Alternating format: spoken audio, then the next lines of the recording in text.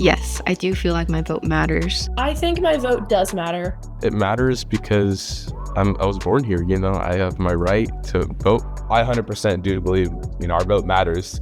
Yeah, I do feel like your vote matters. I think it's important to vote, especially as an African-American student.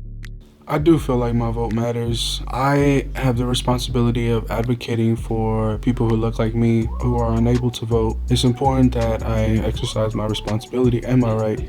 We go down this slippery slope if we all collectively think that our vote doesn't matter and then we don't go out and vote.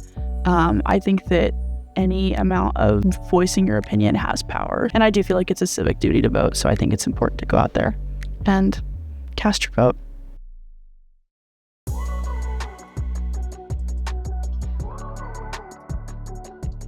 Representation. Unity, Advocacy. Politics.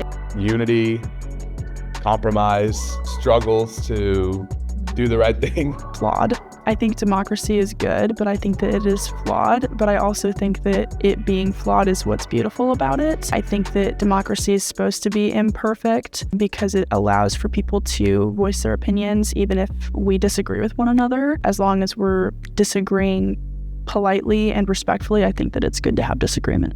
My first thought is experiment. The United States is technically still an experiment. Just because it's worked for this long doesn't necessarily mean that it's going to work forever.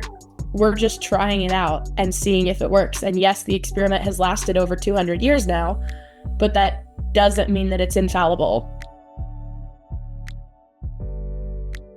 Unity, we are coming together to just fight for what we believe it's right. I get to have my voice heard, and it's not just me, but it's the voice of others as well.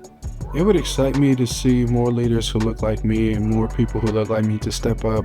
It's essentially on the community to be the change that we want to see. I'm excited about civic engagement, and that's why I like to talk about it, because we're putting people in position to impact other people's lives. That's how I really see civic engagement as.